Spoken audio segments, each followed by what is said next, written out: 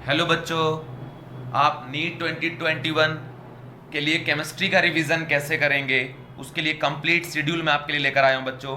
किस डेट को किस टॉपिक का आप रिवीजन करेंगे ताकि टाइम पे कंप्लीट रिवीजन हो जाए और अच्छे से रिवीजन हो जाए। एक एक टॉपिक का मैं सीक्वेंस बना के आपको दे रहा हूं बच्चों, आप इसी सीक्वेंस को फॉलो करना, आपको पढ़ने में थोड़ा ईजी जाएगा। कंडीशन ये है बच्चों कि जिस डेट को जो टॉपिक दिया गया है उस टॉपिक को कंप्लीट करिए और मिनिमम 30 प्रॉब्लम सॉल्व करिए, ठीक है। लेकिन आप ये फिक्स नहीं कि 30 ही सॉल्व करो, आप चाहो तो इससे ज़्यादा भी सॉल्व कर सकते हैं। जैसे अगर बायो का है तो आप 100 क्वेश्चन सॉल्व करिए, अगर आप केमिस्ट्री में फिजिकल कर रहे हैं तो आप 30 करिए, इनऑर्गेनिक कर रहे हो तो 50 कर लो, 60 कर लो, 70 कर लो, समझ रहे हो ना। तो आप वेरी कर सकते हैं प्रॉब्लम को अपने हिसाब से, बट मिनिमम 30 क्वेश्चन आपको लेना है बच्चों, ओके। और ये शेड्यूल अभी सिर्फ केमिस्ट्री का है, आपको मैं फिजिक्स का और साथ ही साथ बायो का शेड्यूल भी देने वाला हूं। साथ ही साथ बच्चों अगर आपको किसी भी टॉपिक का थ्योरी का रिक्वायरमेंट है या फिर आपको प्रॉब्लम चाहिए तो कमेंट सेक्शन में कमेंट करके बताएं, आपको वो भी प्रोवाइड किया जाएगा। थ्योरी कंप्लीट मतलब नीट रिलेटेड जो थ्योरी बच्चों वो आपको प्रोवाइड किया जाएगा, ओके। तो अब देखो सबसे पहले ये 20 मार्च और 21 मार्च को क्या पढ़ेंगे, मोल कंसेप्ट, थ्योरी, प्रॉब्लम। साथ ही साथ बच्चों अगर आपको कोई चैप्टर अच्छे से आता है तो उसमें ज़्यादा टाइम आपको वेस्ट नहीं करना है, आगे बढ़ना है, आपको उसको छोड़ के आगे बढ़ जाना है। मेन पर्पस ये है कि एक बार अच्छे से रिवीजन करें और साथ ही साथ एक बात का और ध्यान रखिए कि यूट्यूब वीडियो के चक्कर में आपको अभी ज़्यादा नहीं रहना है, यूट्यूब से बेनिफिट उठाना है, टाइम वेस्ट नहीं करना है। टाइम वेस्ट करने का मतलब क्या हुआ कि आप पूरे वीडियो लेके बैठ गए हैं, एक चैप्टर का 10 वीडियो पढ़ रहे हैं उसको एक एक घंटे का, तो उससे कोई बेनिफिट नहीं होगा। खुद से पढ़िए, ठीक है। कुछ पर्टिकुलर टॉपिक नहीं समझ में आ रहा है फिर उसको यूट्यूब पे सर्च करके उसको देखिए। अभी आपके पास इतना समय नहीं है कि पूरा वीडियो आप देख देख के सीखेंगे फिर अप्लाई करेंगे और उससे कोई बेनिफिट भी आपको होने वाला नहीं है, ठीक है बच्चों। तो अब देखिए 2021 को मोल कंसेप्ट आप करेंगे, 22 एंड 23 मार्च को एटॉमिक स्ट्रक्चर, 24 को periodic table, theory plus problem, okay. 25 and 26 को केमिकल बॉन्डिंग करना है, 27 को रिडॉक्स रिएक्शन, 28 को केमिकल इक्विलिब्रियम है, 29 एंड 30 को बच्चों आयनिक इक्विलिब्रियम। जो बड़ा बड़ा चैप्टर है उसमें दो दो दिन का टाइम मैं आपको दिया हूँ। इसके बाद है बच्चों 31 मार्च एंड 1 अप्रैल को आपको थर्मोडाइनमिक्स करना है, और बच्चों 2 अप्रैल को करना है एस ब्लॉक और स्टेट ऑफ मैटर जिसको हम लोग गैसेस स्टेट के नाम से जानते हैं। 3 अप्रैल को करना है हाइड्रोजन के साथ गैसेस स्टेट। इसके अलावा बच्चों एवरी डे 30 मिनट का आपको सेपरेट रिवीजन करना पड़ेगा।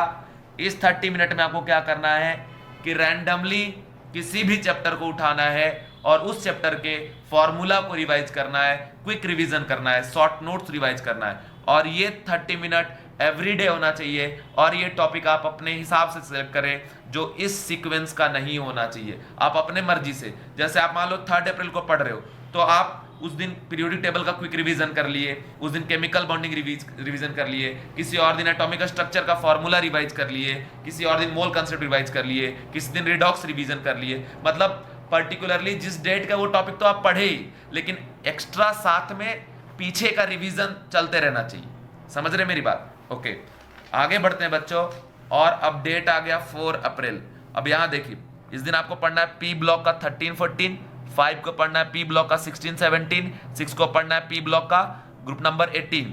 7 में आ जाइए बच्चों तो सॉलिड स्टेट, ओके। और सॉलिड स्टेट में थियोरेटिकल जो इसका पार्ट है उसको अच्छे से रिवाइज कर लीजिए, क्योंकि जेड निकालना, डेंसिटी निकालना है ना, और पैकिंग इफिशियंसी, ये सब तो सबको आता है बाबू। तो मेन जो वहां थियोरेटिकल पार्ट है ना उस पर आपको ध्यान देना है। और बच्चों फिर रिपीट कर रहा हूं, अगर आपको किसी चैप्टर की थ्योरी की रिक्वायरमेंट है, नीट लेवल की थ्योरी आपको प्रोवाइड किया जाएगा बच्चों, और नीट लेवल का प्रॉब्लम भी रहेगा उसमें। 8 अप्रैल सॉल्यूशन, 9 अप्रैल केमिकल काइनेटिक्स, 10 को भी केमिकल काइनेटिक्स, 11 12 को करिए बच्चे इलेक्ट्रोकेमिस्ट्री, 13 को सरफेस केमिस्ट्री। देखिए सरफेस केमिस्ट्री में स्टार क्यों लगा हुआ है, क्योंकि ये जो चैप्टर है ये कोर चैप्टर है, ये सभी बच्चा को आता है, इंडिया में जो भी बच्चा सबको लगभग आता है जो प्रॉपरली नीट के लिए पढ़ रहा है। लेकिन सरफेस केमिस्ट्री में बच्चा फांकी मारता है, क्यों?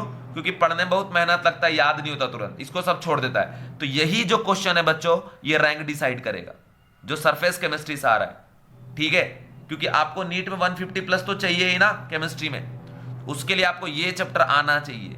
इसके बाद है बच्चों मेटलर्जी, ये भी एग्जैक्ट आना चाहिए, इसको छोड़िए मत, अच्छे से करिए ये 14 को। नेक्स्ट है बच्चों 15 में कोऑर्डिनेशन कंपाउंड, 16 कोऑर्डिनेशन कंपाउंड, ये अच्छे से करना है बिल्कुल, 2 क्वेश्चन या 1 क्वेश्चन तो कंफर्म आता है। 17 को डी एंड एफ ब्लॉक, 18 को नॉमेनक्लेचर, 19 आइसोमेरिज्म, 20 को जीओसी, 21 जीओसी, 22 को हाइड्रोकार्बन, एंड साथ ही साथ एवरीडे 30 मिनट का जो हमने आपको रिवीजन बोला है वो तो होना ही चाहिए। और इस रिवीजन में प्रीवियस कोई भी टॉपिक आप उठाइए अपने मर्जी से, रैंडमली 30 मिनट, उस 30 मिनट में 2-4 क्वेश्चन सॉल्व कर लो प्रीवियस ईयर का, या फॉर्मूला रिवाइज कर लो, या एनसीईआरटी पढ़ने बैठो तो उसका 1-2 पेज पढ़ ली, जो पढ़ के हो, लेकिन 30 मिनट एवरीडे रिवीजन करेंगे। जो शेड्यूल्ड नहीं है वो कुछ भी हो सकता है। ओके, चलिए इसके बाद हम आते हैं 23 अप्रैल को।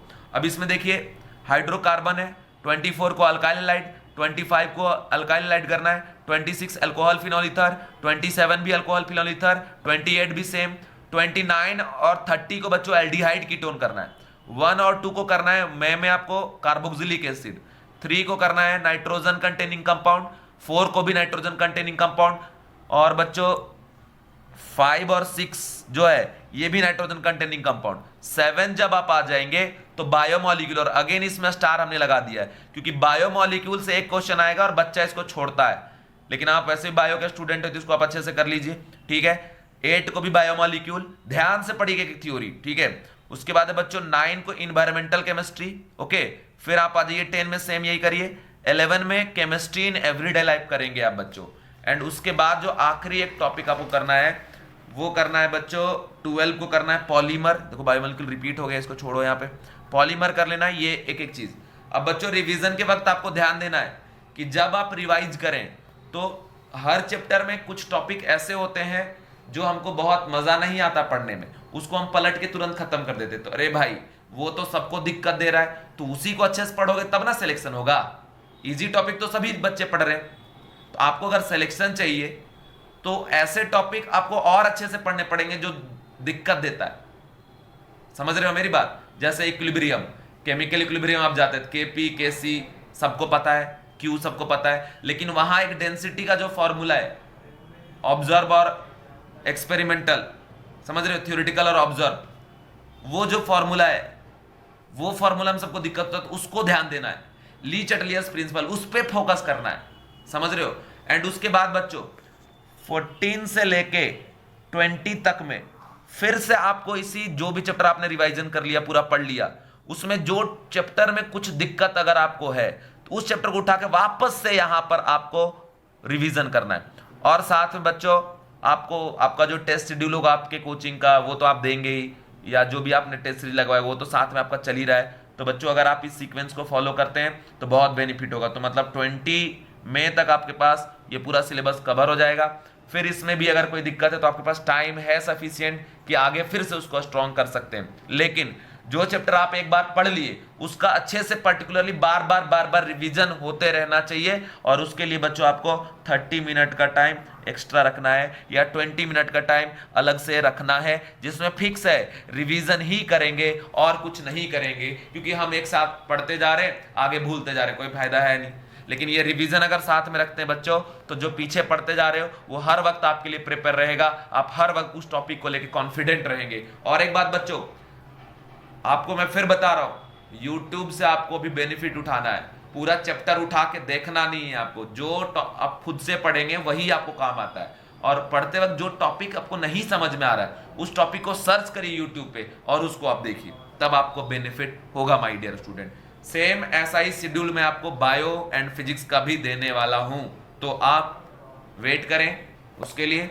और बच्चों अगर आपको वीडियो अच्छा लगे तो कमेंट करके बताना, शेयर करना, आगे वीडियो को फॉरवर्ड करेंगे ताकि ज़्यादा से ज़्यादा बच्चा इसका बेनिफिट उठा सके। और बच्चों मैं आपको एवरीडे ये बताते जाऊंगा कि आज आपने ये किया कि नहीं किया, ठीक है, और पूछते जाऊंगा।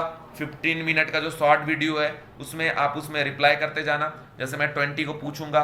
और बच्चों इस 20 को अगर किसी बच्चे को चाहिए कि नहीं हमको मोल का थ्योरी दे दो सर, तो आप कमेंट सेक्शन में कमेंट करना, अब हमारे व्हाट्सएप नंबर पे हाई लिख के सेंड करना, मैं तुरंत उस चैप्टर का थ्योरी दूंगा जो आप पढ़ोगे, आपको पर्टिकुलरली एक एक पॉइंट समझ में आएगा, और बच्चों बस लग जाओ और बस फील करो एज ए फ्यूचर डॉक्टर, एकदम अच्छे से लग जाओ और बढ़िया होगा फिर, और आप डॉक्टर बन जाएंगे, है ना। लेकिन पूरा एनर्जी लगाना पड़ेगा।